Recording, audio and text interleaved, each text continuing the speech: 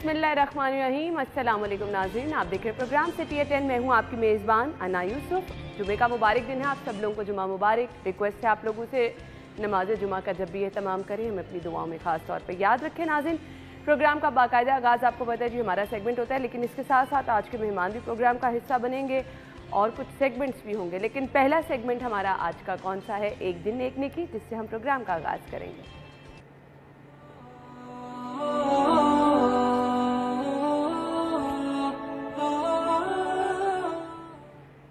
आज का पैगाम क्या है, आपके साथ शेयर करेंगे। बिस्मिल्लाहिर्रहमानिर्रहीम।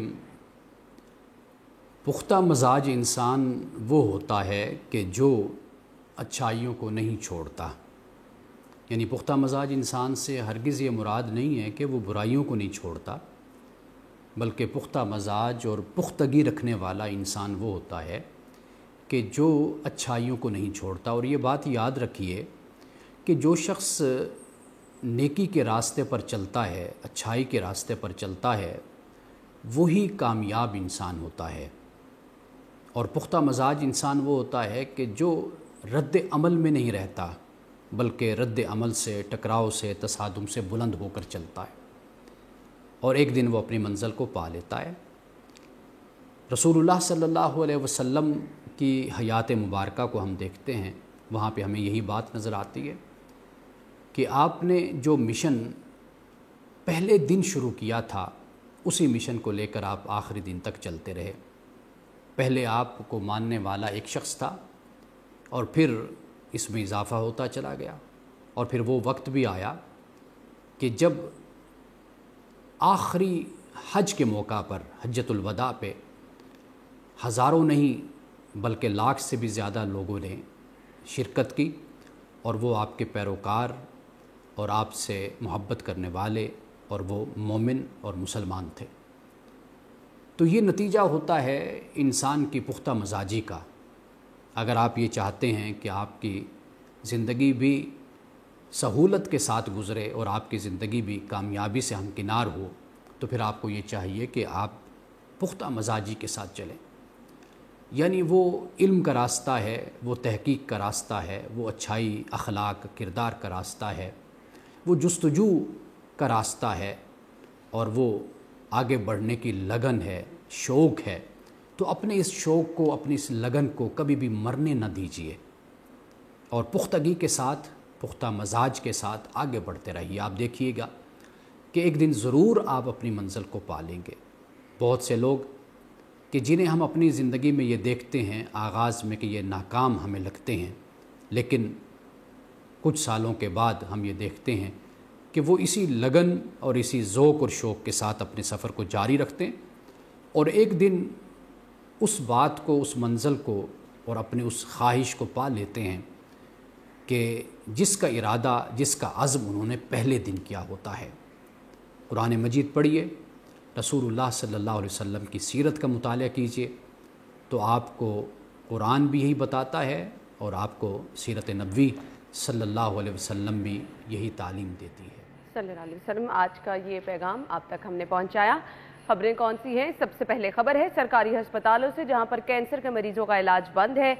महकमा स्पेशलाइज्ड हेल्थ इस पर खामोश है।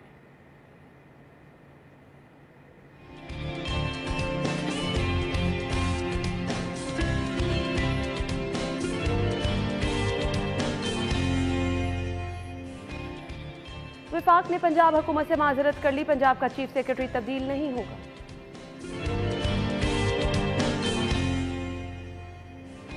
अरसा दराज से थानों में और दफातर में तैनात थानेदारों की शामत आखिर क्यों, ये भी आपको बताएंगे।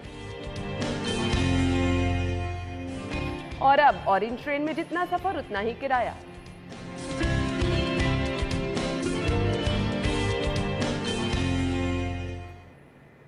तो मैं कहने वाली थी मौजें ख़त्म, तो पहले भी कोई मौजें नहीं कर रहा था ऑरेंज ट्रेन पर अगर कोई सफ़र कर रहा था, क्योंकि ऑलरेडी इतनी महंगाई है, थोड़ी सी कहीं पे सब्सिडी मिल रही थी तो वो भी ख़त्म करने के बारे में सोच लिया गया। हमने खबरों की तफसील की तरफ आना है। स्टूडियो में हमारे साथ हमारे सीनियर रिपोर्टर इरफान मलिक मौजूद है। अस्सलाम वालेकुम इरफान, क्या हाल चले आपके? ठीक ठाक। अच्छा जी, पहली खबर है जी शहर के अस्पतालों से। ओवरऑल हम अस्पतालों की एक स्टोरी हमेशा आपसे शेयर करते हैं और और अनफॉर्चुनेटली होती वो हालत जा रही है। अगर कभी कहीं किसी अस्पताल से ख़ास तौर पर सरकारी अच्छी खबर आ जाती है तो वो हमें पता चलता है कि इसके पीछे मुखय्यर हजरात हैं। अच्छा जी, अब है खबर सरकारी अस्पतालों में कैंसर के मरीजों के लिए इलाज मुआलजा जो है वो बंद कर दिया गया है और इस पर महकमा स्पेशलाइज्ड हेल्थ जो कि जवाबदेह है, कोई जवाब नहीं आ रहा उसके सामने। जी इरफान। अना देखिए, इसकी इब्तिदा अगर हम देखें ये कब हुआ ये सारे मामला, तो ये आपको नज़र आएंगे 4 साल पहले, जब पाकिस्तान तहरीक इंसाफ जो पहली दफ़ा हुकूमत में आई तो उसने आते साथ ही क्या किया कि ऐसे प्रोजेक्ट ढूंढने शुरू किए जिसमें बहुत ज़्यादा फंडिंग हो रही थी और उन फंडिंग की प्रोब करने के लिए कि यहाँ पे अगर करप्शन है तो हम फौरी तौर पे उसको स्कैंडलाइज करें और कहें कि हमने देखे कितनी बड़ी करप्शन रोक ली और हमने कितना बड़ा कारनामा कर लिया। उसी कारनामे को सर अंजाम देने के लिए ये जो प्रोजेक्ट था जिसमें कैंसर की अद्वियात 11 माह तक प्राइवेट कंपनी जो थी वो पे करती थी और 1 माह जो है हुकूमत ने पे करना था। ये मुआहदा था और ये पिछले कई सालों से चल रहा था, जो बड़े अच्छे तरीके के साथ जो है वो खुश उसलूबी के साथ इसके ऊपर अमल पैरा हो रही थी, वो कंपनी भी और हुकूमत भी, कि 11 माह जो है वो कंपनी पे करेगी, उसके अखराजात जितने भी होंगे, जितने भी कैंसर के रजिस्टर्ड मरीज़ होंगे उनकी तमाम तरह अद्वियात जो हैं वो कंपनी देगी 11 माह तक, और 1 माह का जो उसका एक्सपेंडिचर्स होंगे वो हुकूमत वक्त जो है बर्दाश्त करेगी। लेकिन जब पाकिस्तान तहरीक इंसाफ आई तो आपको याद होगा कि ऑरेंज लाइन ट्रेन के पास एक बहुत बड़ा एहतजाज हुआ था जिसमें कैंसर के मरीज़ अपनी फाइल्स लेकर, अपनी जो रिपोर्ट्स लेकर वो उन्होंने सड़क के ऊपर एहतजाज किया था और उन्होंने बताया था कि हम लोगों को जो है वो मरने के करीब पहले ही हैं, उनके अद्वियात भी शॉर्टेज कर दी गई है। उसकी यही वजह थी कि पाकिस्तान तहरीक इंसाफ ने वो तमाम प्रोजेक्ट जो है उसको बंद कर दिया और उसमें वेरिफिकेशन के लिए, वेरिफिकेशन के नाम के ऊपर और एहतसाब के नाम के ऊपर उसकी जो है वो चेक एंड बैलेंस उसके ऊपर रख दिया। लेकिन चेक एंड बैलेंस रखना अच्छी चीज़ है, लेकिन आप उस प्रोजेक्ट को बंद ना करें। वो बंद हुआ तो 5000 के करीब जो कैंसर के पेशेंट थे उनको अद्वियात मिलना बंद होगी। उसके बाद हुकूमत को जब समझ आया कुछ अरसे के बाद कि ये इतना कॉस्टली जो है वो प्रोजेक्ट है जिसमें एक आम पेशेंट जो है कैंसर का, उसकी महीने की अद्वियात 2 से 3 लाख रुपए के करीब जो मिनिमम अद्वियात हैं उसकी कीमत 2 से 3 लाख रुपए वो नहीं पे कर पाएगा। तो उसके बाद इसको दोबारा शुरू किया गया, लेकिन अब दोबारा से क्योंकि उनको अदायगियाँ नहीं आप कर रहे, 1 माह की जो आपने अदायगी करनी है वो भी आप नहीं कर पाए और आपका क्योंकि फोकस नहीं था। यही तमाम मंसूबे कैसे पाकिस्तान मुस्लिम लीग नून के दौर में चल रहे थे और बड़ी कामयाबी के साथ चल रहे थे। वो चाहे हेपेटाइटिस के मरीज हैं आते थे अस्पतालों से मुफ्त अद्वियात लेके चले जाते थे, वो चाहे फिर मरीज हैं कैंसर के उनकी अद्वियात भी चल रही थी। इनके लिए इतना मुश्किल क्यों है ये? अना देखिए, जैसे मैंने स्टार्ट में बात किया कि जब आप ये प्लान कर लेंगे कि यार ये जो प्रोजेक्ट है ये अगर किसी ऑपोजिशन ने बनाया, हमारी ऑपोजिशन जमात ने बना के रखा हुआ था, तो हम इसके अंदर से कीड़े निकालेंगे, हम इसके अंदर से फौरी तौर पे कोई बड़ा स्कैंडलाइज इसको करने की कोशिश करेंगे। पर होता है कि आप लोगों को ये जो हम कहते हैं ना कि अच्छा आपने अपनी तख्ती लगानी है लगा लें, कम अज कम मरीजों के बारे में तो ये आपको नहीं, ये चीज़ तड़प रहे हैं वो लोग, इतना बुरा मर्ज है कैंसर, उसमें मुब्तला मरीजों के नाम पर भी अगर आप लोगों ने सियासत करनी है, आप लोगों ने अपनी दुकान चमकानी है, तालीम के साथ भी आप यही कुछ कर रहे हैं, किसी का मंसूबा है हम इसको बंद कर देंगे, कम अज कम वो लोग जो कि जिंदगी और मौत की कश्मकश में हैं, बिल्कुल वही लोग होते हैं। अना बिल्कुल आपकी बात 100% दुरुस्त है कि जो लोग ज़िंदगी और मौत की कश्मकश में मुब्तला हैं, जब उनके केसेस के ऊपर हम सियासत शुरू कर देंगे अपना कैरियर बचाने के लिए और अपनी जो झूठी जो साख जिसको कहा जाता है उसको बचाने के लिए जब इस तरह के इक़दाम करेंगे, तो मैं समझता हूँ कि ये अगर इसके ऊपर कोई मुश्किल वक्त आएगा तो वो इन लोगों की बद्दुआएं होंगी। देखिए 5000 लोग हैं, 5000 पंजाब के अंदर रजिस्टर्ड लोग हैं जिनको कैंसर है, जिनकी अद्वियात हुकूमत वक्त जो है वो फ्री अदा कर रही थी। जब आप सोचें कि एक पेशेंट जिसको डेली बेसिस के ऊपर इसकी दवा की ज़रूरत है, जब उसको दवा नहीं मिल रही होगी तो उसके ऊपर उसकी क्या हालत होगी कि एक पहले ही वो इतना जो क्रॉनिकल जो डिजीज़ है उसके अंदर वो मुब्तला है और उसके साथ साथ उसको आप अद्वियात जो हैं वो भी नहीं मिल रही हैं, और अगर वो अपने पास से खर्चना शुरू करे तो उसकी अद्वियात भी आपको बताएं मार्केट्स के अंदर जो है वो मौजूद नहीं है, क्योंकि वो जितनी दूसरी बंदे के पास ऑप्शन ही होती है कि चलो अगर नहीं मिल रही जान तो बचानी है, आपने कोई अपना कोई जेवर बेच के कोई प्लॉट बेच के लोग दवाई लेने जाएंगे तो वहाँ पे भी नहीं है। और उसकी वजह ये है कि जिन कंपनीज के बारे में हम बात कर रहे हैं कि जिस कंपनी ने इनके साथ जो मुआहदा किया हुआ था हुकूमत वक्त के साथ दवा इतनी महंगी है कि आम जो प्राइवेट फार्मास्यूटिकल कंपनीज़ हैं वो उस अद्वियात जो ना तो वो यहाँ पे बनती हैं और ना ही उनको मंगवाया जाता है बैरून मुल्क से, और इसी वजह से वो अद्वियात जो है आम मेडिकल स्टोर पे ऊपर अवेलेबल भी नहीं है, और बड़े मेडिकल स्टोर उनको मंगवाते नहीं हैं क्योंकि उनको पता है कि ये अद्वियात हुकूमत वक्त जो फ्री दे रहा है तो कौन उनसे लेगा। लेकिन अगर वो मौजूद ही नहीं होगी तो जो लोग ये कोशिश करेंगे हम अपना कोई जेवर बेच दें, हम अपनी कोई ज़मीन बेच दें, हम अपने कोई जो कीमती अशिया हैं वो बेचकर अपने मरीज़ की जान बचा लें, तो उनके लिए भी मुश्किल है क्योंकि मेडिकल स्टोर्स के ऊपर या मार्केट के अंदर वो अद्वियात भी जो मौजूद नहीं है जो उस कंपनी ने मंगवानी थी। तो खुदारा हम सब लोगों की जानिब से भी ये रिक्वेस्ट करने चाहेंगे कि हुकूमत ऐसे जो प्रोजेक्ट है इसके अंदर सियासत करे, अपनी तख्तियाँ लगाए ज़रूर करे, इसमें अगर कहीं करप्शन है तो उसको पकड़े, उन लोगों को कैफरे किरदार तक पहुँचाए, उनको सख्त से सख्त सज़ाएँ दें, लेकिन उन पेशेंट को सज़ाएँ ना दी जाएँ जो पहले ही एक इतनी बड़ी बीमारी के अंदर मुब्तला है कि कैंसर जैसा मूजी मर्ज उनको लाक है और उनको अद्वियात नहीं। बिल्कुल आपने सही कहा। अच्छा जी, आपने कहा पकड़े सजाएं दें, मुझे सिर्फ ये बता दें यहाँ पर तो हुकूमत वक्ती किसी पर रहम नहीं खा रही, हम किस तरह उन लोगों को पॉइंट आउट करें जो कि ये अद्वियात ब्लैक में फ़रोख्त कर रहे हैं, अगर कहीं हैं भी तो डबल ट्रिपल कीमत पर दे रहे हैं। यहाँ तो ऊपर से जो कमांड है जिन्होंने अपनी आवाम को साथ लेकर चलना है, हमारा महकमा सेहत, स्पेशलाइज्ड हेल्थ, अद्वियात जिनकी जिम्मेदारी, वो सोए बैठे हैं। तो हमने कहाँ जाके ये शिकायत करानी है कि एक इक्का दुक्का दुकानें जहाँ से दवाई मिल भी रही है वो भी डबल ट्रिपल कीमत ले रही है, इसका जिम्मेदार कौन है? आपकी बात ठीक है कि आप कह रही हैं कि जो डिपार्टमेंट है जिनकी जिम्मेदारी है कि इससे इतनी महंगी अशिया जो है उसको अगर वो अद्वियात महंगी स्टोर्स के ऊपर मिल रही है तो उसको ब्लैक में मिल रही है। बिल्कुल बात आपकी ठीक है। अब आप ये कैंसर की अद्वियात है, छोटी सी बीमारी है जो है बुखार के लिए आप पैराडोल इस्तेमाल करते हैं, अब पैराडोल इस्तेमाल करते हैं, वो अब डेंगू क्योंकि चल रहा है, कोरोना दोबारा से उठना शुरू हो गया है, तो आपको हॉस्पिटल जो मेडिकल स्टोर्स हैं वहाँ से पैराडोल गायब हो चुकी है।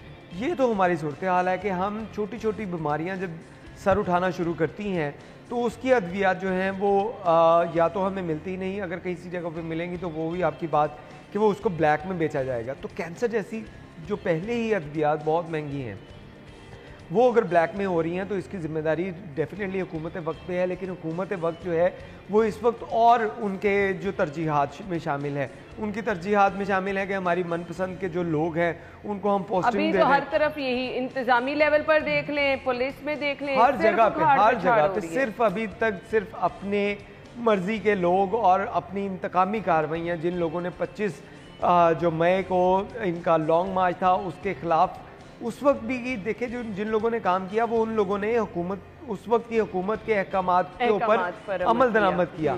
अब अगर वो आप लोग कर रहे हैं तो आप लोग जो है वो भी तो वैसा ही अमल कर रहे हैं जैसा आप कह रहे हैं कि आपके साथ उस वक्त की हुकूमत ने किया था। तो खुदारा इन चीज़ों को कंट्रोल करें और ऐसे मामलात जिनके ऊपर लोगों की जानें, लोगों की ज़िंदगियाँ जो है मुनसर हों, उनके ऊपर जो है फोकस करें कि अगर लोगों को अद्वियात जो पहले मिल नहीं रही, अगर किसी जगह पे मिल रही हैं तो मार्केट में इतनी ब्लैक उसको बेचा जा रहा है, इतनी ज़्यादा कीमत के ऊपर बेचा जा रहा है कि लोग जो उसको अफोर्ड भी नहीं कर सकते। कैंसर की जो अद्वियात हैं ये आम पेशेंट तो वैसे ही अफोर्ड नहीं कर सकता जी। तो पहले उसके साथ साथ अगर मार्केट में अगर ब्लैक हो जाएंगी तो फिर तो अल्लाह ही हाफिज़ है। ऐसे ही है जी, पहले ही इतनी महंगी अद्वियात और फिर जब उसको ब्लैक में फरोख्त किया जाएगा, डबल ट्रिपल कीमत में मिलेंगी तो किस तरह फिर क्या लोग खाना छोड़ दें। लेकिन प्लीज़ यहाँ पर रिक्वेस्ट है हुकूमत से भी, महकमा सेहत से भी कि इन चीज़ों को यकीनी बनाएं। कम अज़ कम चले खाना महंगा होगा, रोटी महंगी होगी, सब्जियां फल महंगे होंगे, कम कर देंगे, दवाई कोई नहीं रोक सकता क्योंकि ये आपकी ज़िंदगी बचाने के ज़ामिन है। आपकी सेहत तंदुरुस्ती के साथ ये चीज़ें जुड़ी हैं। अब एक बीमार शख्स जब तक अपनी दवाई नहीं लेगा वो ठीक नहीं रह सकता। सो खुदारा इसको फौरी तौर पर देखें और ये मरीज़ जो कि बार बार अस्पतालों के चक्कर लगा रहे हैं इनके लिए कोई आसानी पैदा करें। शायद अल्लाह ताला आप लोगों के लिए भी आसानियां पैदा कर दे। हम ब्रेक लेंगे, ब्रेक के बाद वापस शो में आएंगे, हमारे साथ रहिए।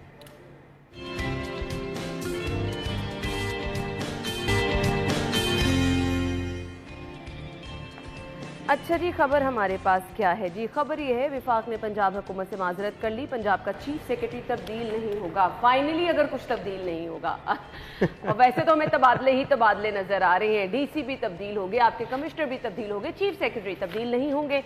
वजह क्या है इरफान?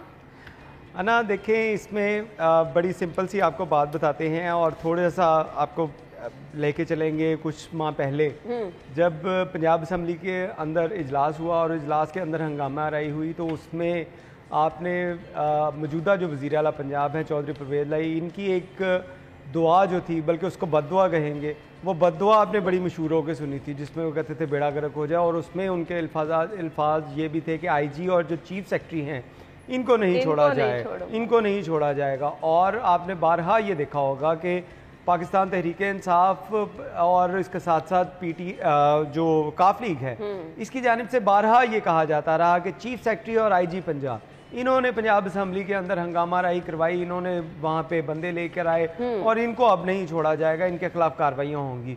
और स्टार्टिंग से ही ये प्लान चल रहा था कि IG तो इस गवर्नमेंट के आने से पहले ही उनको जो राव सरदार जो थे वो खुद चले गए, और उसके बाद अब जो फैसल शाहकार है इनको तैनात कर दिया गया। लेकिन फौरी तौर पे यही कोशिश थी कि चीफ सेक्रेटरी जो है, क्योंकि बाकी तमाम लोगों को तो हटा लिया गया, चीफ सेक्रेटरी को फौरी तौर पे हटाया जाए। उसमें एक अच्छी चीज़ ये थी कि फौरी तौर पे आप हटा भी नहीं पाए, क्योंकि उस वक्त जो था वो मुहर्रम उल हराम चल रहा था, और मुहर्रम में तमाम जो इंतजामी मामला शहर के साथ साथ पूरे पंजाब के अंदर देखे, पूरे पंजाब में इसके चीफ सेक्रेटरी की जानिब से इकदाम किए जाने होते हैं। आपने सोचा कि चले मुहर्रम ख़त्म होता है तो फौरी देर उसके बाद जो है वो कोशिश कर दी जाएगी। फिर ये हुआ कि शायद इनका कुछ सॉफ्टवेयर अपडेट हुआ पाकिस्तान मुस्लिम लीग काफ का, और उसके साथ साथ पाकिस्तान तहरीक इंसाफ का। उसमें कहना यही शुरू होगी काफ लीग और वज़ीर आला पंजाब की जानिब से कि IG और चीफ सेक्रेटरी जो है ये मेरी टीम का हिस्सा होंगे। आपको याद होगा कुछ दिन पहले रेस्क्यू 1122 का एक इवेंट हुआ, और उसके अंदर जब वज़ीर आला पंजाब वहाँ पे पहुँचे तो बच्चों ने सेरेमोनियली वहाँ पे जो फूलों के बुक्के पकड़ाए, तो 3 बुक्के थे, उसमें चीफ सेक्रेटरी भी साथ थे, IG पंजाब भी साथ थे, और वज़ीर आला पंजाब भी मौजूद थे। तीनों बुकों में से वज़ीर आला ने खुद बच्चों से बुके रिसीव किए। वो लेने के बाद उन्होंने एक बुक्का जो है वो IG को दिया, एक उन्होंने चीफ सेक्रेटरी को दिया, और एक उन्होंने अपने पास रखा। तो इसमें उन्होंने साथ साथ उनको मोटिवेट भी किया कि हम आपके साथ हैं। लेकिन उसके अगले दिन ही क्या हुआ कि क्योंकि पाकिस्तान तहरीक इंसाफ जो थी वो बड़ी इस बात के ऊपर टची हो चुकी है कि 25 मई को जिन लोगों ने हमारे खिलाफ हमारे लॉन्ग मार्च के अंदर रुकावट बनी है, और उस पर जी धड़ाधड़ तबादले किए जा रहे हैं, बस ग्रज निकाली जा रही है किसी तरह से कि बस जिसने जो किया अब तो उनको जो है ना, ये ग्रज भी नहीं है। नहीं, आप इसको ग्रज ना समझें, इसको ग्रज भी समझें आप, लेकिन इसके साथ आपको ये भी समझना होगा कि अपनी पसंद के लोग लाना चाह रहे हैं। वो तो एक वतीरा है ना, अपनी पसंद के लोग लाएंगे, हम उनको जैसे कहेंगे उनको पपेट के तौर के ऊपर यूज किया जाएगा। वो हर दौर में होता है, लेकिन ये जो इंतकामी कार्रवाई अनाउंस करके हुआ है, that is the first time. ये फर्स्ट टाइम है कि आप अनाउंस कर रहे हैं और आप डंके की चोट के ऊपर कह रहे हैं कि उनके खिलाफ हम ये करेंगे। और ये इनकी ये कोई नई बात नहीं है इनकी। आप शुरू से तकरीरें जब कंटेनर के ऊपर थे तब आप सुन लें, कभी किसी ऑफिसर का नाम लेकर उनको भड़के मारा करते थे कि तुम्हें मैं नहीं छोड़ूंगा, और हर एक को डराने की कोशिश करते थे। और यही वजह थी कि इनकी लेकिन आजकल कुछ चीजें मैं देख के टीवी पे बड़ी परेशान होती हूँ कि मकाफाती अमल है।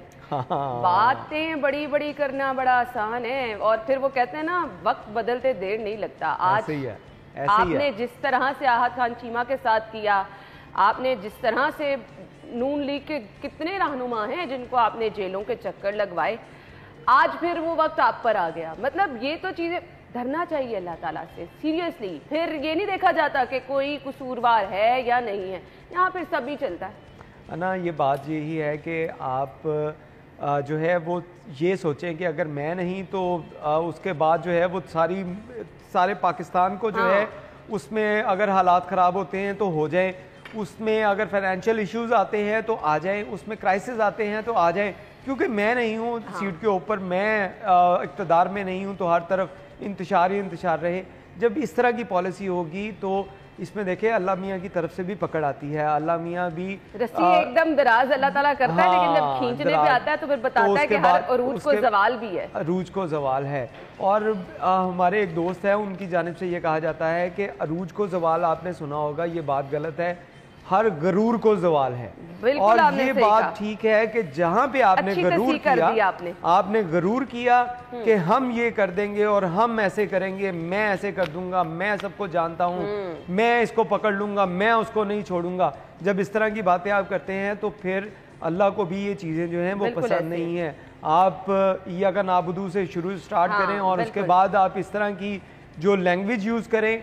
पाकिस्तान तहरीक इंसाफ के रहनुमा जो आजकल पकड़े गए हैं, जिनके खिलाफ कार्रवाइयाँ हो रही हैं या जिनके खिलाफ तहकीकात चल रही हैं, इनकी लैंग्वेज आप देखें कि एक फैमिली के साथ बंदा बैठ के इनकी तकरीर नहीं सुन सकता, इनकी प्रेस कॉन्फ्रेंस नहीं सुन सकता। इस कदर जो है वो उसके अंदर जो बिलो द लेवल अखलाकियात के पहलू को जरूर मद्देनजर रखना चाहिए। ये जिन सीटों पर आप बैठे हैं बहुत ही जिम्मेदार सीटें हैं, तमाम लोग आपको देख रहे हैं, सो सियासत जरूर करें लेकिन इखलाकियात से बालातर होकर नहीं। हमने ब्रेक की तरफ जाना है, लेकिन एक बहुत अहम खबर, क्योंकि लोग परेशान हैं, हर तरफ ये बास गश्त हम सुन रहे हैं, इंटरनेट सर्विस मुतासर है। सो परेशान मत हुए, ऑल ओवर ये एक प्रॉब्लम चल रहा है जी शहर में। इंटरनेट की खराबी की वजह क्या है, इसका जायजा लिया जा रहा है।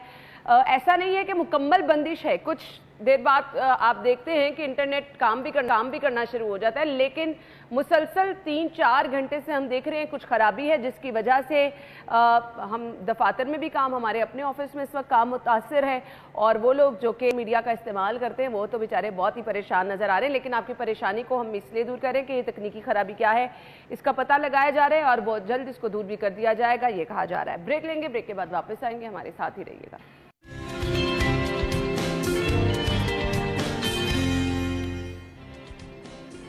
Welcome back. खबर हमारे पास है जी, थानों में अरसा दराज और दफातर में जो थानेदार जो हैं तैनात, उनकी शामत आएगी, क्यों, क्या वजह है जी? इरफान कहिएगा। ना बिल्कुल, आपको बताएं कि जो भी पुलिस में जो प्रमोशन का अगर अमल देखें तो उसमें आप हेड कांस्टेबल से अगर आप ASI बन गए, ASI से आप सब इंस्पेक्टर बन गए, तो इस तमाम टनौर के अंदर आपके लिए दो साल पंजाब कांस्टेबलरी के अंदर ड्यूटी करना ज़रूरी है। लेकिन यहाँ पे प्रैक्टिस ये होती है कि जो क्लर्क बादशाह है, उसको क्लर्क बादशाह इसी वजह से कहा जाता है कि वो उसकी मर्ज़ी है कि जब पंजाब कांस्टेबलरी में भेजने का जब वक्त आता है तो उसमें किसी को भी वो जो है वो उस कोर्स से निकाल भी दे सकता है और उसमें शामिल भी कर सकता है। तो यहाँ पे भी ऐसा होता रहा है कि कई सालों से जो थानों में तैनात है, प्रमोशन हो भी गई है उन लोगों की, उन एहलकारों की, लेकिन उसके बावजूद उन्होंने पंजाब कांस्टेबलरी जो है उसमें अपनी ड्यूटीज़ जो हैं सर अंजाम नहीं दी। वहाँ पे 2 साल की जो तैनाती ज़रूरी है उसमें उन्होंने शामिल नहीं हुए, तो इस वजह से अब उनकी लिस्टें जो हैं वो मांगी गई हैं ताकि उनको वक्तन फ़वक्तन भिजवाया जाए। लेकिन ये अफसरान, जिन लोगों ने ये DIG इस्टेब्लिशमेंट की जानिब से ये लेटर लिखा गया था कि तमाम जो इजला के अंदर जितने भी सब इंस्पेक्टर ऐसे हैं जिनकी प्रमोशन हो चुकी है और वो पंजाब कांस्टेबलरी नहीं गए, उनकी लिस्टें भिजवाई जाएं। तो ये सिस्टम तो है, इन लोगों को इसको अपग्रेड करने की ज़रूरत है कि ऑटोमेटिकली आपको पता चलता रहे कि कौन सा बैच हमारा जा चुका है, और एक ऐसा सिस्टम होना चाहिए कि उसमें आपको ये क्लर्क माफिया जो है, ये क्लर्क बादशाह जो होते हैं, इनकी ज़रूरत ना पड़े। आपके पास कंप्यूटराइज ऐसा सिस्टम होना चाहिए कि आपको पता हो कि फलां बैच जो है ये गया था और उसके बाद अब किसकी बारी है, ऑटोमेटिकली उन लोगों की बारियां आती जाएं, तो ये मामला जो है वो ऐसा हो ही ना तो आपके जो दफातर के अंदर करप्शन हो और ना ही आपको ये बार बार लेटर लिखने पड़े कि आप हमें लिस्टें भिजवाएं जो नहीं गए उनको, ताकि हम भिजवा सकें।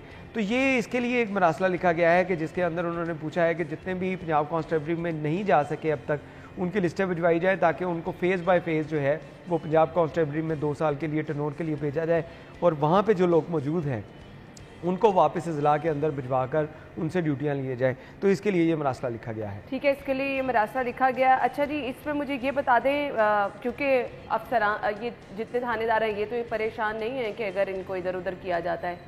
ना, डेफिनेटली इनको परेशानियां तो होती हैं। आप देखें कि यहाँ पे अगर कहीं आपको ऐसे नज़र आएंगे थानेदार जो सब इंस्पेक्टर हो चुके हैं, वो लोग या तो एसएचओ लग चुके हैं या इंचार्ज इन्वेस्टिगेशन या कम से कम तो चौकी इंचार्ज जो हैं वो लग चुके हैं। इसके बाद इनके लिए पंजाब कांस्टेबल में जाकर वहाँ पे ड्यूटी करना, जो सिक्योरिटी ड्यूटी करना या किसी एहतजाज के ऊपर आपको भिजवा दिया जाए उसकी निगरानी करना, तो इनके लिए ये मसाइल होते हैं। इनको ईगो भी बन जाती है कि हम तो एसएचओ लगे थे, हम तो इंचार्ज इन्वेस्टिगेशन थे, हम तो चौकी इंचार्ज थे, हम अब ये काम नहीं करेंगे। तो इसके लिए और ऊपर से कुछ मामला भी ऐसे थानों में चल रहे होते हैं कि जहाँ पे एक्स्ट्रा अर्निंग शायद उनको वो मिल रही होती है और उस वजह से भी परेशान होते हैं कि अगर हम पंजाब कांस्टेबलिटी में चले गए तो वहाँ पे हमारा वो सिलसिला भी बंद हो जाएगा।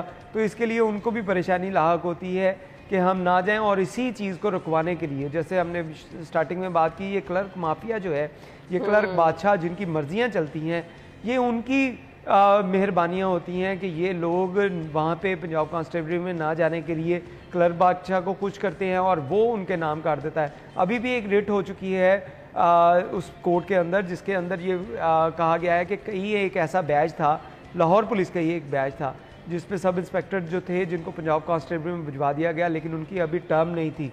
जिन लोगों की टर्म थी उनको जो है वो निकाल दिया गया और अब उस रिट का अभी फैसला नहीं हुआ।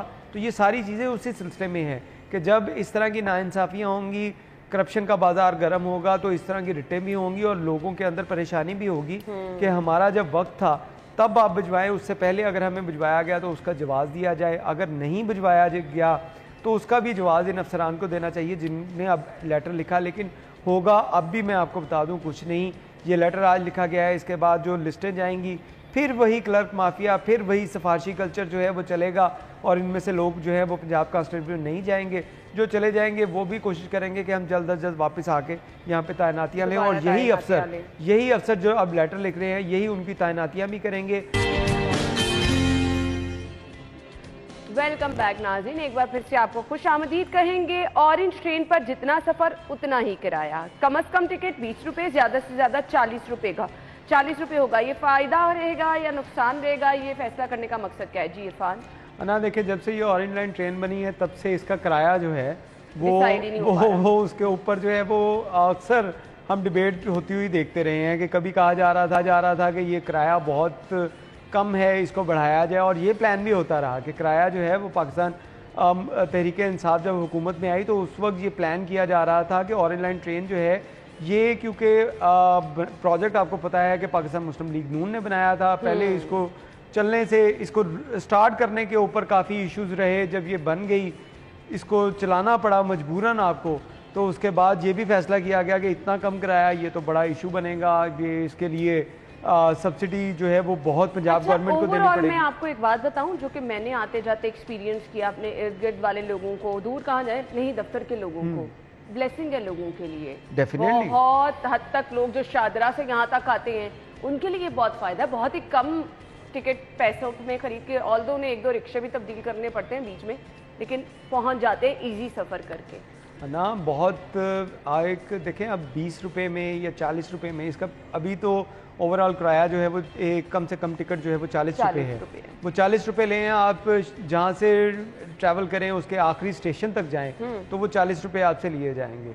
लेकिन अब जो है, क्योंकि इसके ऊपर जैसे मैंने आपको बताया कि ये क्योंकि प्रोजेक्ट जो है वो पाकिस्तान मुस्लिम लीग नून का बना था, तो इसके ऊपर जो है वो काफ़ी तहफ़्फ़ुज़ात रहे पाकिस्तान तहरीक इंसाफ को, और अब पंजाब हुकूमत क्योंकि काफ़ी के हाथों में है, तो क्योंकि इन्होंने ही प्रोजेक्ट जो है किया था कि हम अंडरग्राउंड जो है वो ऑरेंज लाइन ट्रेन या मेट्रो ट्रेन जो है, मेट्रो बस जो है, इसको हम अंडरपास के ज़रिए लेके जाएंगे, सॉरी ज़ेर ज़मीन लेकर जाएंगे। लेकिन मुस्लिम लीग नून ने जब ये हुकूमत संभाली तो इन्होंने कहा कि नहीं, हम इसको ज़ेर ज़मीन की बजाय ऊपर लेके चलेंगे। तो इसके ऊपर अब ये फैसला किया जा रहा है कि अगर हम जो स्टॉप टू स्टॉप किराया है उसको 20 रुपये कर दें कि लोग जो जिन लोगों अब देखना ही होगा। समरी तो वज़ीर आला को साल कर दी गई है, इसका फायदा क्या होता है। Thank you so much Irfan. वक्त कम है, हमारे पास ब्रेक होगी, हेडलाइंस और फिर शो में आते हैं।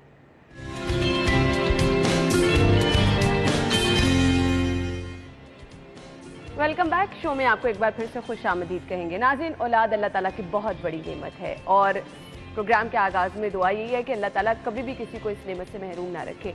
अब हमारे यहाँ जो जदीद तरीका इलाज मौजूद है, हम आज उस पर बात करने वाले हैं। बहुत सारे लोग जो कि एक हमारे यहाँ आम तासुर है कि अगर 2, 3, 4 बेटियां हैं तो ख्वाहिशमंद होते हैं कि जी अब हमारा बेटा होना चाहिए।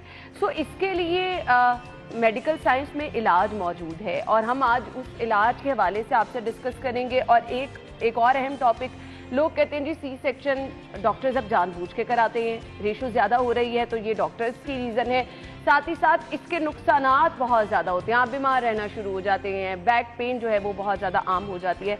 तो इस पर आज हमने बात करनी है। स्टूडियो में हमारे साथ जो हमारे मेहमान मौजूद हैं, तारुफ आपके साथ कराना चाहूँगी। डॉक्टर अरीबा साकिब साहिबा ने ज्वाइन किया है, IVF स्पेशलिस्ट हैं, और साथ प्रोफेसर डॉक्टर साकिब सिद्दीक साहब मौजूद हैं, CEO मिड सिटी हैं, गायनाकोलॉजिस्ट भी हैं, IVF स्पेशलिस्ट भी हैं। अपने मेहमानों को वेलकम कहेंगे शो में। अस्सलाम वालेकुम, क्या हाल चाल है आपके?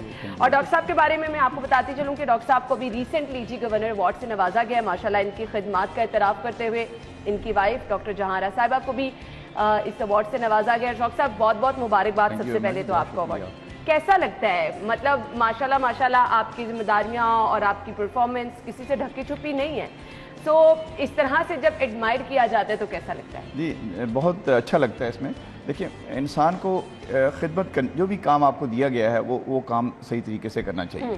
तो अगर आप सही तरीके से ऑनेस्टली काम कर रहे हैं तो अवार्ड तो आपको मिलते ही रहते हैं। कुछ अवार्ड हैं, कुछ और अप्रिसिएशन है, वो मिलते रहने चाहिए। बिल्कुल ऐसे ही है, वो आपके लिए ना थोड़ी वो बन जाती है, मोटिवेशन हो जाती है। बड़ी मशहूर कोटेशन है ना कि डू व्हाट यू लव, जो भी आप काम कर रहे हैं वो काम करें जिससे आपको मोहब्बत है या जो आपको पसंद है। लेकिन इसका सेकंड पार्ट जो है वो इससे भी ज़्यादा इंपॉर्टेंट है, वो ये है लव व्हाट यू डू। जो भी आप काम कर रहे हैं वो मेहनत से करें, वो शौक से करें। बिल्कुल ऐसे ही। तो अगर आपकी वो शौक नहीं, लेट्स से कि डॉक्टर आप बन गए पेरेंट्स के कहने पे, लेकिन आप डॉक्टर बन गए हैं तो डॉक्टरी शौक से करें। बिल्कुल ऐसे ही, ये इंपॉर्टेंट चीज़ है। अरीबा आप पेरेंट्स के कहने पर डॉक्टर बनी?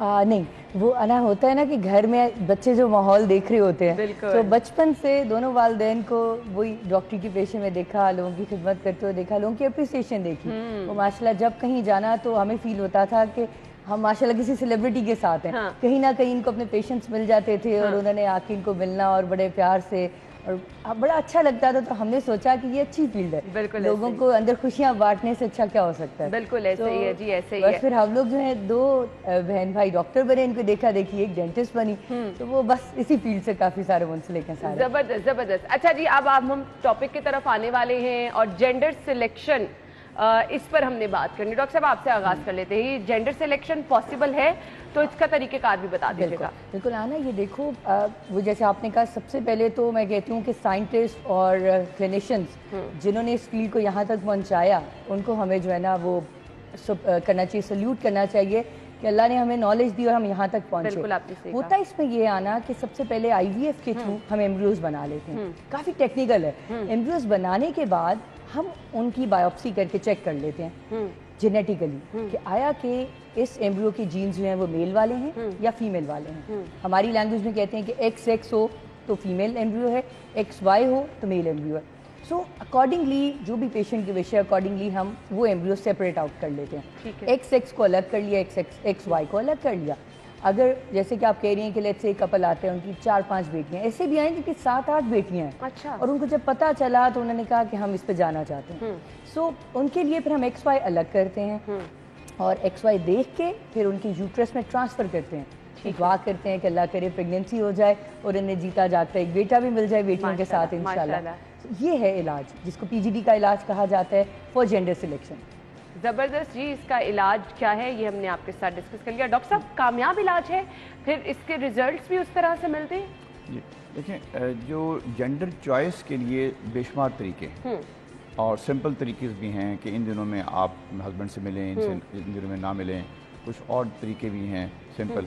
लेकिन सबसे इफ़ेक्टिव ट्रीटमेंट जो है वो PGD जो है, इसको IVF के थ्रू या टेस्ट ट्यूब बेबी के थ्रू जो है वो होता है। क्योंकि इस इलाज के अंदर जो है हम IVF में, जिस तरह आपको मालूम है, हम खातून के एग्स निकाल लेते हैं, हस्बैंड के स्पर्म ले लेते हैं, इन दोनों को फर्टिलाइज हम लेबॉर्ट्री में करा के एम्ब्रियोज बनाते हैं। ठीक है। जो रूटीन का IVF करा रहे हैं उनका तो वो एम्ब्रियोज जो हैं बगैर टेस्ट किए हम यूट्रस में ट्रांसफ़र कर देते हैं। लेकिन जिनको चॉइस चाहिए, बेबी बॉय या बेबी गर्ल चाहिए, तो पहले इन एम्ब्रियोज को हम टेस्ट करते हैं एम्ब्रियो बायोप्सी, जिस तरह डॉक्टर अरीबा ने कहा, एम्ब्रियो बायोप्सी के ज़रिए से पहले उनको हम टेस्ट कर लेते हैं। लेट्स से कि खातून के 5 एम्ब्रियोज बने, तो हर एम्ब्रियो को हम टेस्ट करेंगे कि इनमें से ये मेल वाला एम्ब्रियो कौन सा है, एम्ब्रियो किस्म का बीज है। तो आपने बीज के लेवल पे आपने चेक कर लिया कि इसमें से मेल जो एम्ब्रियो है कौन सा फीमेल है। जो जिनको मेल चाहिए उनका मेल एम्ब्रियो अगर ट्रांसफ़र करेंगे तो फिर तो इंशाल्लाह मेल ही होगा। तो सबसे इफ़ेक्टिव तरीका जो है दुनिया में बेबी चॉइस का वो यही है जो ऑलमोस्ट 100% के करीब है। इसके अलावा जितने मेथड हैं, जिसमें एक मेथड IUI का भी है, उसमें हम हस्बैंड के जो स्पर्म है उसको हम सेपरेट कर लेते हैं। जो एक वक्त का जो सेमन है उसके अंदर आप सुन के हैरान होंगे तकरीबन 180 मिलियन 18 करोड़ के करीब स्पर्म्स हैं वन टाइम का जो इजैकुलेट है। तो उसमें से तकरीबन 50% जो है यानी 9 करोड़ के करीब जो वाई स्पर्म्स हैं, मेल स्पर्म्स हैं, और 50% के करीब जो फीमेल स्पर्म्स हैं।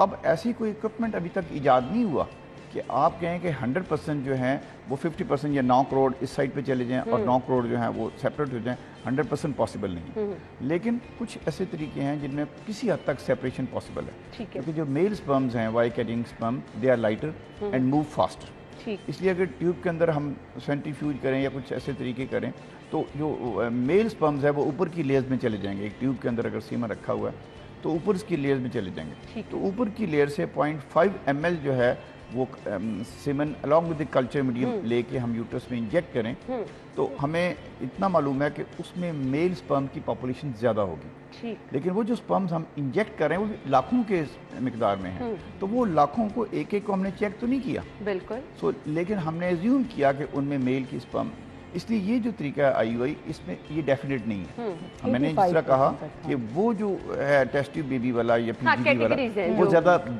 जो है इफेक्टिव है, उसमें मेल के चांसेस ऑलमोस्ट 100% है मेल बेबी के अगर वो करा रहे हैं। लेकिन इसके अंदर जो आपकी चॉइस, जेंडर चॉइस का जो तरीका है उसमें 80% के करीब चांस है। विच मीन्स कि अगर आप IUI के तरीके से जो सिंपल तरीका है जो इतना महंगा भी नहीं है, अगर उससे आप कराएंगे इलाज तो एक रिस्क आपको लेना पड़ेगा कि इसमें बेबी गर्ल होने के चांसेस भी 20% के करीब हैं। ठीक है। सो जो कपल जिनकी सिर्फ एक बेटी है अगर वो मेल के लिए कराना चाहें तो उनके लिए IUI भी ठीक है, सिंपल तरीका है और सस्ता भी है।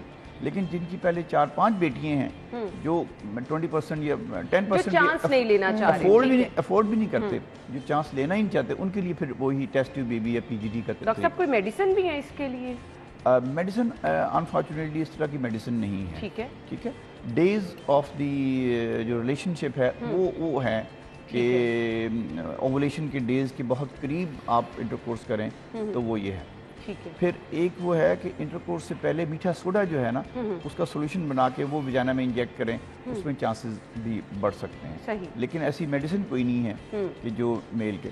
कुछ डाइट्स हैं उसके चार्ट वगैरह हमारे पास बने हुए हैं, तो जो कपल्स आते हैं उनको हम वो डाइट दे देते हैं। तो फीमेल पार्टनर को वो डाइट लेनी होती है 3 months बिफोर द कंसेप्शन।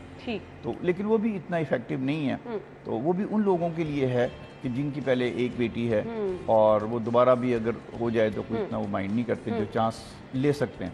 लेकिन जो चांस लेना ही नहीं चाहते तो उनके लिए वही है जो मैंने बताया टेस्ट ट्यूब बेबी वाला तरीका है। सही। अच्छा जी, अब ये तीनों ऑप्शंस जो हैं डॉक्टर साहब ने और डॉक्टर रीबा ने हमें बता दी। डॉक्टर रीबा, एक बड़ा मेन कंसर्न होता है कि अगर आप इस इलाज के साथ जो बेबी डिलीवर हो रहा है सेहतमंद होगा बेबी, कोई इशू तो नहीं होगा? बिल्कुल। देखो आना, ये वाकई लोगों के माइंड में, क्योंकि जब IVF या टेस्ट ट्यूब बेबी का नाम एसोसिएट हो जाता है तो लोग बड़ा घबराते हैं कि पता नहीं जेनेटिकली कोई बच्चे जो हैं वो नॉर्मल होंगे कि नहीं।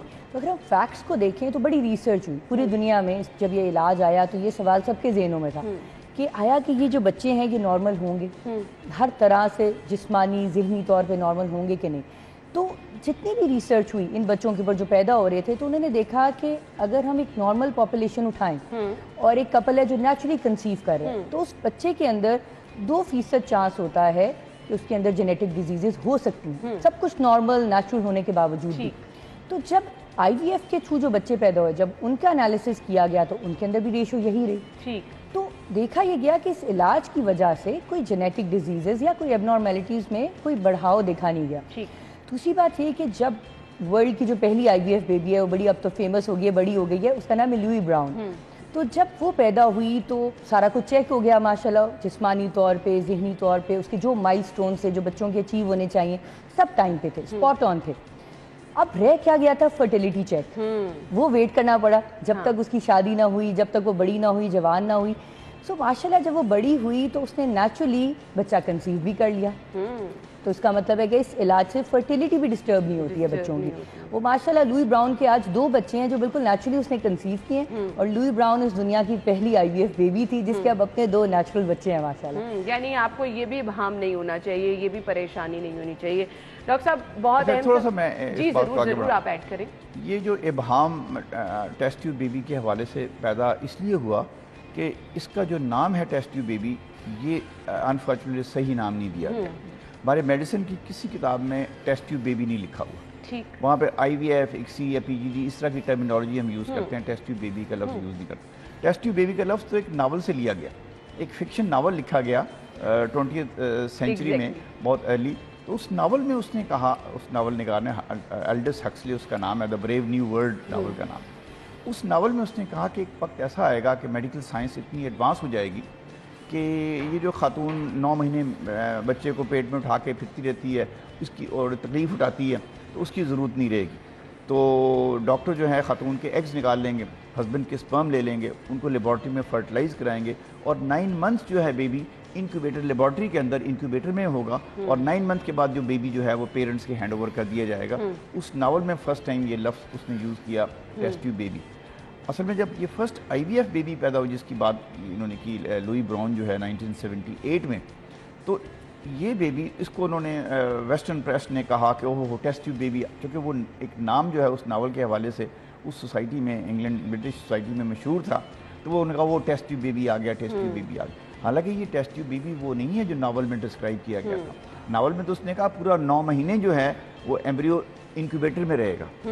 अच्छा, आप ये सुन के हैरान होंगे कि अभी तक साइंस की इतनी एडवांसमेंट के बावजूद भी 1978 से लेके आज तक, या जब नावल लिखा गया उसको तो अब 100 साल से भी ऊपर हो गया, तो वो लिखा गया, आज तक वो पूरे 9 महीने बेबी को इंक्यूबेटर में साइंटिस्ट ग्रो नहीं कर सकते। 7-8 डेज से ज़्यादा एम्ब्रियो जो है वो ग्रो ही नहीं करता, वो ख़त्म हो जाता है। तो उस एम्ब्रियो को माँ के यूट्रस की ज़रूरत पड़ती है, वहाँ उसको ट्रांसफ़र करेंगे तो उसको नरिशमेंट मिलेगी मदर से, तो फिर वो ग्रो करेगा। सो पैगाम ये है आवाम के लिए कि ये टेस्ट ट्यूब बेबी के लफ्ज़ से अगर आप घबरा रहे हैं, टेस्ट ट्यूब बेबी के लफ्ज़ के हवाले से अगर आपके जहन में नॉर्मल होगा कि नहीं होगा, तो ये टेस्ट ट्यूब बेबी है ही नहीं। सही। इसको अगर आप IVF या ICSI बेबी कहें तो ज़्यादा बेहतर होगा, क्योंकि ये तो 9 मंथ जो प्रेगनेंट बेबी है वो यूट्रस के अंदर ग्रो कर रहा है, माँ के अंदर ही ग्रो कर रहा है। नॉर्मल तरीके से 9 महीने प्रेगनेंसी चलती है और नॉर्मल तरीके से डिलीवरी होती है। सही। तो इसलिए वो जो खदशात हैं टेस्ट ट्यूब बेबी के नाम के हवाले से वो दूर कर, वो भी दूर कर दिया डॉक्टर साहब ने। उसके बारे में भी जो लोगों के जहन में अबहाम आता है, वहम आता है, वो भी डॉक्टर साहब ने दूर कर दिया। हमने गुफ्तगू का सिलसिला आगे बढ़ाना है और C सेक्शन के हवाले से भी बात करनी है। ब्रेक लेंगे, ब्रेक के बाद वापस आते हैं, हमारे साथ ही रहिएगा।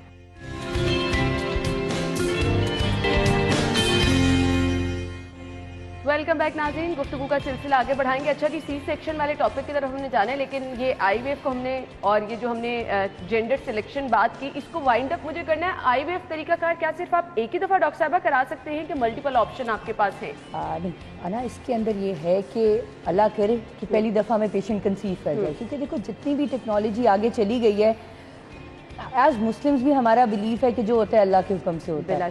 सो अगर पहली अटैम्प्ट में नहीं हुआ तो नो डाउट पेशेंट बहुत डिप्रेस होता है, बहुत उनका मोरल इधर से इधर आता है। ये पूरी दुनिया में ऐसा ही है।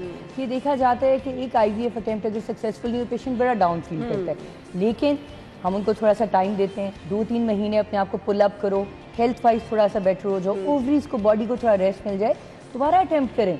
बहुत से ऐसे पेशेंट्स हैं कि अल्लाह ने पहले IVF में नहीं करम किया, लेकिन अल्हम्दुलिल्लाह सेकंड अटेम्प्ट में हो गए। हैविंग सेड दैट, कुछ पेशेंट्स इतने लकी होते हैं कि उनके एम्ब्रियो ज़्यादा बन जाते हैं, हम फ्रीज कर लेते हैं। सो लेट्स से कि अगर पहली अटेम्प्ट में नहीं हुआ तो हम वो तो अगले महीने भी रख सकते हैं, और अगर उसमें क्लिक कर जाता है माशाल्लाह तो उनको पूरा साइकिल दोबारा नहीं लेना पड़ता। एक तो ये, दूसरा ये कि अगर माशाल्लाह पहली अटेम्प्ट में कंसीव कर जाते हैं तो लोग बेबी को डिलीवर कराने के बाद दोबारा आते हैं और वो रखवाते हैं, और अल्लाह करम कर देता है अगर उसमें भी हो जाता है तो उनकी फैमिली कंप्लीट हो जाती है। बल्कि इंटरेस्टिंगली एक वाकया बताती हूँ, कल परसों की बात है कि पेशेंट की कॉल आई, तो उन्होंने कहा मैडम आपसे IVF कराया था, माशाल्लाह बेटी हुई थी, उसके बाद नेचुरली कंसीव कर लिया हमने, एक और बेटी होगी। अब जो एम्ब्रियोज फ्रीज पड़े हैं, क्या हम उसके ऊपर जेंडर सिलेक्शन करा सकते हैं? क्योंकि अब माशाल्लाह 2 बेटियां हैं। सो हमने उनकी जब एम्ब्रियो का चेक किए, हिस्ट्री चेक की, तो बिल्कुल उसके ऊपर जेंडर सिलेक्शन हो सकती है। तो हमने उन्हें कॉल किया, हमने कहा बिल्कुल आ जाइए, बिस्मिल्लाह करते हैं, उसी के ऊपर जेंडर सिलेक्शन करेंगे। इंशाल्लाह अगर मेल एम्ब्रियो मिल गया, अल्लाह करे उनकी फैमिली इसी तरह कंप्लीट हो जाए, इन वन साइकिल दोबारा IVF करना ही ना पड़े। सो ऐसे भी कपल्स हैं फिर। That's great. तो देखिए आपके पास ये भी ऑप्शन मौजूद है। डॉक्टर साहब आपसे मैं जानना चाहूँगी, सी सेक्शन लोग कहते हैं कि डॉक्टर्स अब जानबूझ के कर देते हैं। हर डॉक्टर कहता है कि इफ़ यू आर प्रेग्नेंट तो बस आपने पाँव बेड से नहीं उतारना, अब आपने रेस्ट करना है।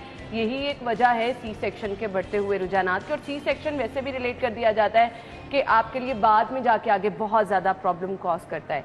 क्या कहेंगे आप? सी सेक्शन की अगर आप हिस्ट्री को देखें, आज से अगर 100 या 150 साल पहले जब सी सेक्शन होता था तब सर्जरी इतनी एडवांस नहीं थी, एनेस्थीसिया इतना एडवांस नहीं था, जो इंस्ट्रूमेंट सूचर मटेरियल हम यूज़ करते थे वो भी ज़ाहिर है उस लेवल का नहीं था जो आज हम यूज़ करते हैं। तो आप सुन के हैरान होंगे कि उस वक्त जब सी सेक्शन किसी खातून का डिसाइड किया जाता था तो उसमें माँ के मरने के चांस जो हैं 40 to 50% होते थे। अच्छा। कि अगर आपने 10 सी सेक्शन किए हैं तो उनमें से 4 या 5 खवातीन जो हैं वो अनफॉर्चुनेटली वो अल्लाह को प्यारी हो जाएंगी, फौत हो जाएंगी वो।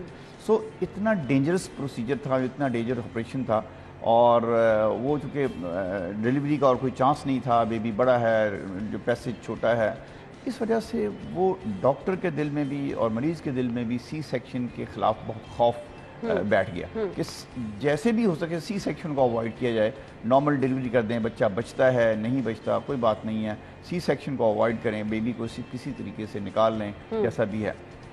लेकिन अब मेडिकल साइंस के एडवांसमेंट के साथ साथ अब माशाल्लाह काफ़ी सेफ़ हो गया है। जब हम भी रेजिडेंसी करते थे और स्टूडेंट थे तो हमें यही सिखाया जाता था कि जितना भी आप अवॉइड कर सकें सी सेक्शन को अवॉइड करें, और यही प्रिंसिपल था कि बच्चे को सेक्रीफाइस कर दें, माँ को बचाना है और सी सेक्शन नहीं करना, क्योंकि सी सेक्शन में इतनी कॉम्प्लिकेशन हैं, माँ की डेथ के ख़तरा है और कॉम्प्लिकेशन बाद में भी इन्फेक्शन का बहुत रिस्क था, ब्लड का जो है हेमरेज होने का बड़ा ख़तरा था। आज चूँकि सी सेक्शन बहुत सेफ़ हो गया, एनेस्थीसिया बहुत सेफ़ है, और ज़ाहिर है कि वो माँ को और बच्चे को कोई ऐसी प्रॉब्लम या कॉम्प्लिकेशन नहीं है, बल्कि सेफेस्ट जो रूट है डिलीवरी का वो सी सेक्शन बन गया और बिल्कुल सेफ़ है, मदर और बच्चे दोनों के लिए बिल्कुल सेफ़ है। तो सी सेक्शन अगर डॉक्टर ने आपको एडवाइस किया है तो इससे घबराना नहीं चाहिए। मेरा कहने का ये मतलब बिल्कुल नहीं है कि हर मरीज़ का सी सेक्शन कर दिया जाए, जिसमें ज़रूरत है उसमें सी सेक्शन। अब मरीज़ की जो एक एप्रीहेंशन है, ऑब्जेक्शन ये है कि शायद हर मरीज़ का सी सेक्शन खामखा कर दिया जाए, ऐसी बात नहीं है। डॉक्टर जब फैसला करता है तो माँ और बच्चे की सेहत को और उनकी सेफ्टी को मज़ूर ख़ातिर रखते हुए वो सी सेक्शन करते हैं। मेरे पास एक पेशेंट आई, आज से काफ़ी अर्से पहले की बात है, 20-25 साल पहले। तो उन्होंने कहा कि जी मैं एक गायनेकोलॉजिस्ट के पास गई थी, काफ़ी फेमस गायनेकोलॉजिस्ट हैं, पॉलिटिक्स में भी आती हैं। तो उनके पास गई और मेरा उल्टा बच्चा था, ब्रीच था, और उन्होंने कहा कि तुम्हारा सी सेक्शन हो। मैं किसी और डॉक्टर के पास गई तो उन्होंने नॉर्मल कर दिया। देखिए जी उन्होंने क्या किया, मैंने कहा मुझसे अगर ओपिनियन लें तो जो पहली डॉक्टर थी आपकी उसने आपको सही मशवरा दिया, सही सेफ उन्होंने पार्ट बताया ना, सेफ प्ले किया उन्होंने सेफ। उसकी मिसाल मैं आमतौर पे अपने मरीजों को ये देता हूँ कि जेल रोड एक बहुत बिजी रोड है। बिल्कुल।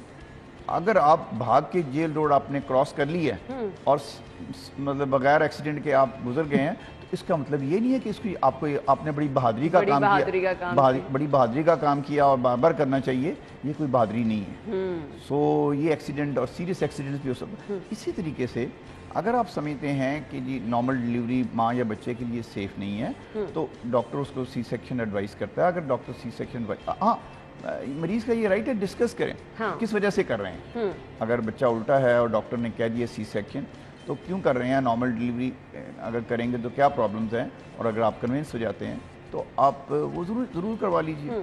सो आजकल तो गूगल अवेलेबल है, डॉक्टर्स गायनेकोलॉजिस्ट इतने सारे अवेलेबल हैं। अगर प्रेगनेंसी के दौरान अगर एक डॉक्टर ने आपको सी सेक्शन एडवाइस किया तो आपके पास तो बहुत टाइम है, क्योंकि अभी तो लेबर पेन स्टार्ट नहीं हुई। तो अगर प्रेगनेंसी के दौरान, जिसको हम इलेक्टिव सिजेरियन सेक्शन कहते हैं, किसी डॉक्टर ने आपको एडवाइस किया है तो आप उसे डिस्कस करें। फिर भी आप सेटिस्फाइड नहीं है, आप सेकंड ओपिनियन ले लीजिए। अगर सेकंड ओपिनियन भी यही आई है तो आराम से सी सेक्शन करा दीजिए। ठीक।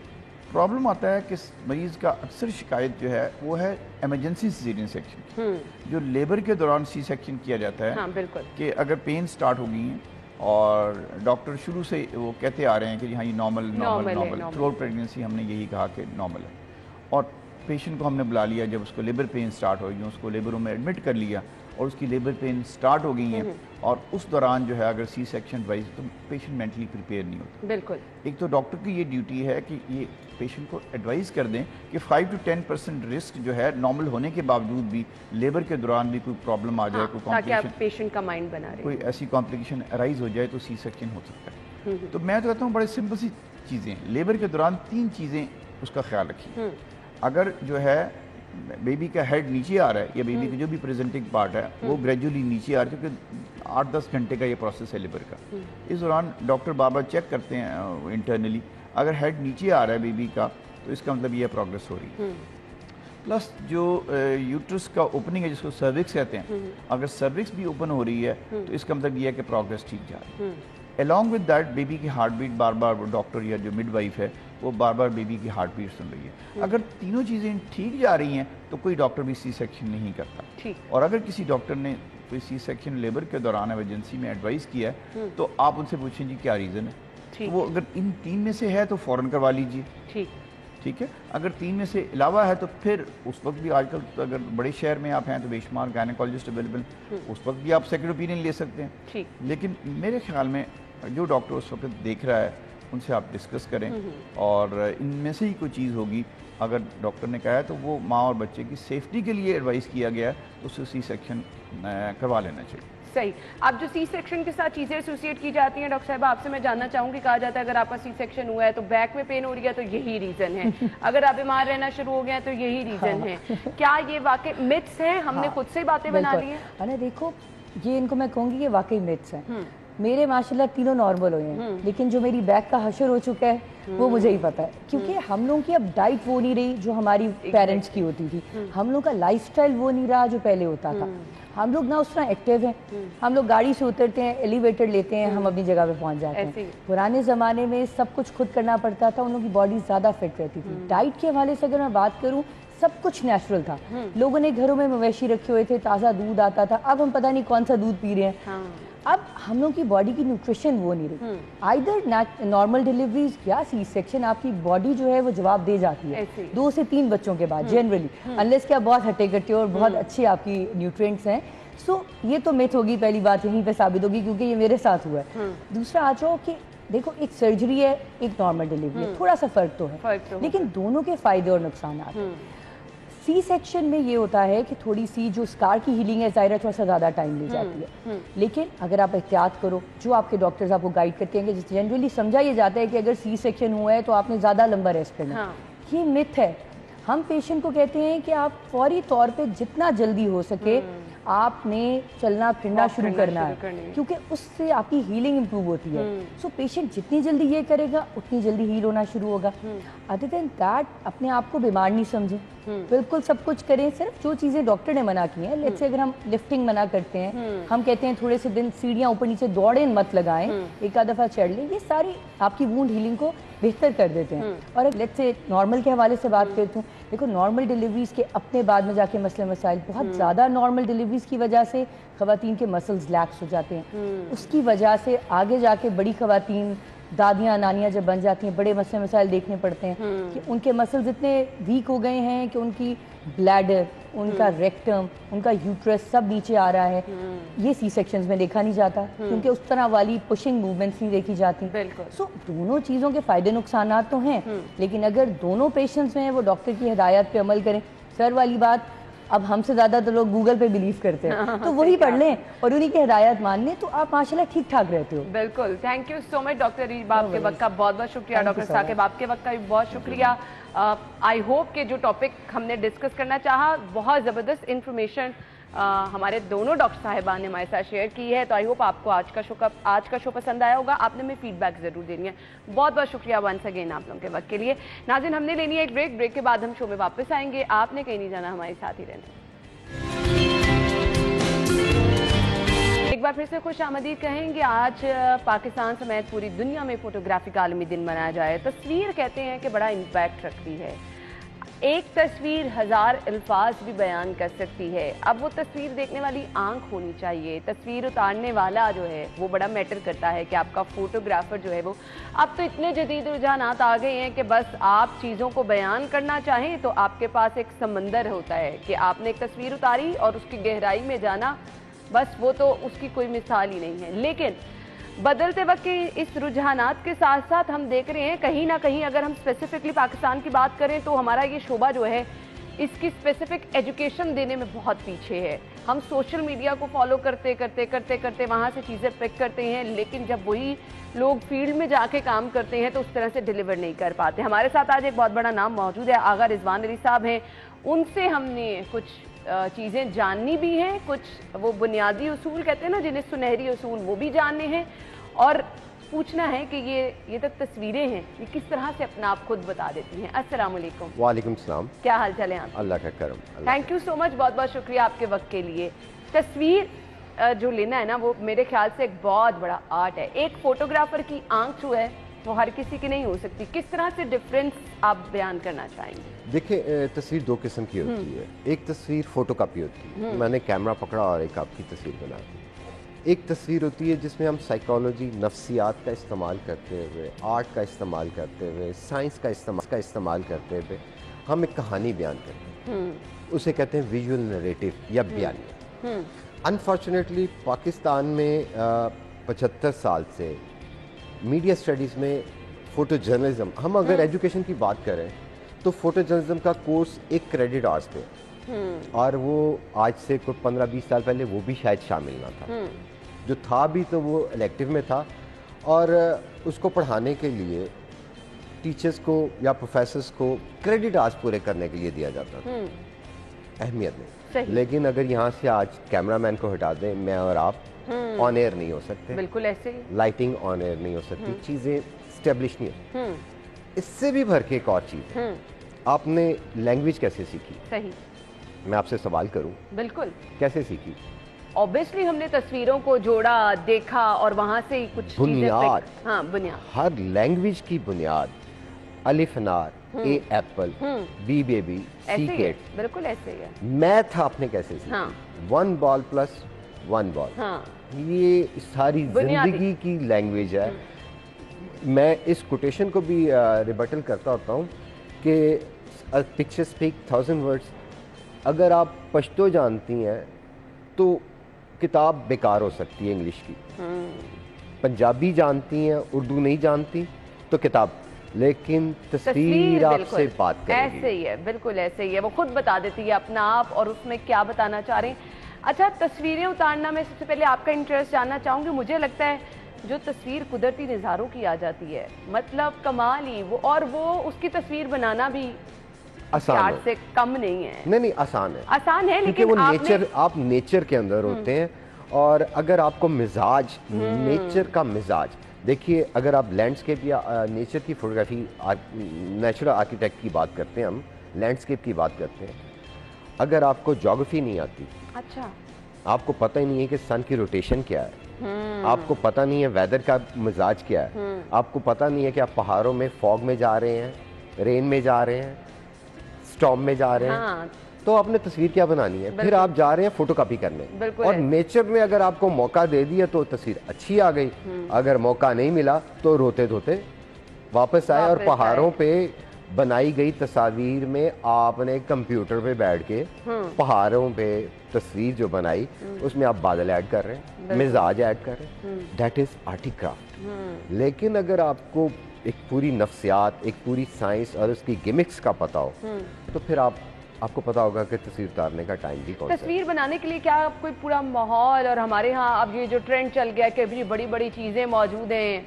एक फोटोग्राफर आ रहा है बड़े बड़े कैमरों के साथ, तो मुझे ये बताइएगा ये सब चीज़ें क्या वक्त की ज़रूरत बन गई हैं और इससे हमारी तस्वीर में क्या बेहतरी आती है? देखिए, टेक्नोलॉजी का इस्तेमाल तो कोई इससे इनकार नहीं कर सकता, ठीक, लेकिन आज का जो डिजिटल कैमरा है, वो पंजाबी में अगर को ना तो बंदर के हाथ में भी पकड़ा देंगे ना तो हमसे अच्छी तस्वीरें ले आएंगे। और उससे भी ज़्यादा बड़ा बॉम्ब जो है वो आपके हाथ में है mobile, that is camera, mobile camera. Phone कम है, हम फोन कम इस्तेमाल करते हैं, कैमरा ज्यादा इस्तेमाल सही कहा आपने। अच्छा, ये जो बॉम्ब है ये हमारे लिए एक बहुत बड़ी एजुकेशन ना होने की वजह से हम डिस्टॉर्शन देख रहे हैं सोसाइटी के अंदर। टिकटॉक में देख लें, 40 क्रेडिट आवर्स पढ़ने के बाद बच्चा 20,000 की जॉब के लिए दर बदर फिरता है। सही। और एक अनपढ़ लड़की टिकटॉक पे अपनी चंद वाहियात तस्वीरों के साथ मिलियन फॉलोअर्स के साथ सामने आके खड़ी हो जाती है। हमें डिसाइड करना पड़ेगा इस जनरेशन के लिए कि क्या एजुकेशन किस तरह से दी जाए कि वो मार्केट में कैसे सस्टेनेबल डेवलपमेंट के अंदर काम हाँ बिल्कुल, अगर आपने उसको ज़्यादा लंबे अरसे के लिए लेके चलना है, अच्छा काम करना है, सस्टेन करना है मार्केट में, तो उसके लिए आपका कंटेंट, आपका काम अच्छा होना चाहिए। काम अच्छा कैसे होता है? सीखने से, सिखाने से, तालीम प्रॉपर दी जाती है, आपको बुनियादी चीज़ें बताई जाती हैं, सुनहरी असूल बताए जाते हैं। अनफॉर्चुनेटली हमारे यहाँ अभी तक इस पर काम नहीं हो रहा। हमारे यहाँ अभी भी अपर्चर शेटर, ISO और एक्सपोजर पर हम फंसे हुए हैं।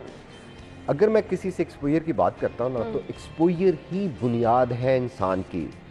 मेरे एक प्रोफेसर हैं डॉक्टर तैमूर, पंजाब यूनिवर्सिटी में UCP में होते हैं। उन्होंने मुझे एक वर्ड दिया था कि तस्वीर हमेशा 2 अल्फाज पे बयानिया करती है, कॉनोटेटिव और डेनोटेटिव। अगर ये चीज़ समझ आ जाए तो पूरा समुंदर खुल जाता है तस्वीरों का, दुनिया का, विजुअल्स का, नरेटिव का, बयानिए का, एजुकेशन का। Agha Rizwan Ali, teacher, connotative, denotative, simple. अगर आपको कोई जानता नहीं है और आपकी तस्वीर बना रहा है तो वो फोटोकॉपी है। अगर वो आपको जानता है और वो तस्वीर बना रहा है तो फिर उस नज़रिए, उस अंदाज, उस एंगल को जो आपकी शख्सियत के अंदर मौजूद है उनको निखारेगा। वो आर्टिस्ट है, फोटोग्राफर है। सही सही। अब मुझे ये बता दें कि लोग कहते हैं कि हमने कोई भी आर्ट सीख लिया है, चाहे वो फोटोग्राफी है, चाहे वो पेंटिंग है, हम दिनों में ऊपर चले जाएं। लेकिन अगर आप बात कर लें फोटोग्राफी की, तो ये तो टाइम के साथ ही निखार आता है, टाइम के साथ ही।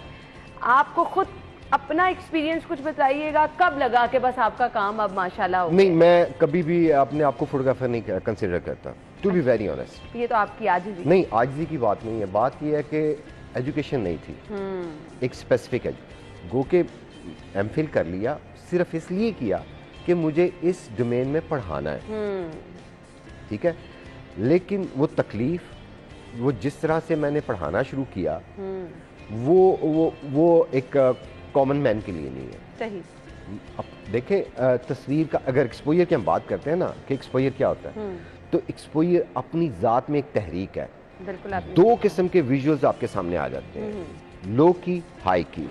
अभी हमने डिस्कशन में बात की कि लो की वो इमेजेस हैं जिन पे हमारी जितनी हिस्टोरिकल मूवीज, ड्रामास बनते हैं डिम लाइट्स में होते हैं, और हाई की सारी कमर्शियल, चरबा या फैशन इंडस्ट्री की तस्वीरें होती हैं। लेकिन इनके दरमियान सिमियोटिक्स आते हैं, तो वो सल्यूट के अंदर आते हैं। यानी कि तस्वीरों को 2D करेक्टर्स के साथ, इस तरह ये एजुकेशन है हमारी। अगर आपने विजुअल को समझ लिया, विजुअल को पढ़, अच्छा सीख लेना कुछ और है, इस्तेमाल करना, फिलॉसफी से अप्लाई करना, अपने मिजाज के मुताबिक बिजनेस करना, वो कुछ और है। बिल्कुल ऐसे ही। कैमरा ले लेना फोटोग्राफर बनने की इलामत नहीं है। आपको सीखना जो है, उसके साथ फिलॉसफी भी। अच्छा, आपने किस में इस्तेमाल तालीम भी हासिल कर ले, फील्ड में जाके एक्सपीरियंस, जो काम आपको आपका बार बार सिखाता है, बिलाशुबा वो कोई चीज़ नहीं सिखा सकती। छोटा सा मैसेज आज के दिन के हवाले से कुछ देना चाहें, फिर मुझे वाइंड अप करना है। मैं ये ख्याल करता हूँ कि सबसे इम्पोर्टेंट मैसेज ये है कि आज भी एकेडेमिया को चाहिए कि स्टडीज़ के अंदर, मैं तो ये समझता हूँ कि स्कूल लेवल से विजुअल्स की तालीम देना शुरू करनी चाहिए। जैसे स्कूल में बच्चा जाता नहीं है, लेकिन हम उसे आर्ट की सारी फॉर्म्स पढ़ा देते हैं, symmetry, shapes, pattern, design. Exactly. और BA ऑनर्स करते हुए भी हम आर्ट की क्लासेस में वही पढ़ा रहे होते हैं। एग्जैक्टली ऐसे ही है। तो बेहतर करने की जरूरत है। साथ वक्त के साथ आपको कोर्स आउटलाइन का हिस्सा बनानी है, ताकि आपके बच्चों को आने वाले टाइम में अगर वो कुछ करना चाह रहे हैं तो मुश्किलात ना हो। थैंक यू सो मच, बहुत बहुत शुक्रिया आपके वक्त के लिए। इसी के साथ ही नाज़रीन, प्रोग्राम का वक्त पहुंचा है अपने इख्तिताम को। आप अपना ख्याल रखिएगा, इंशाल्लाह आपसे मुलाकात होगी कल सेम टाइम पर। अल्लाह हाफिज़।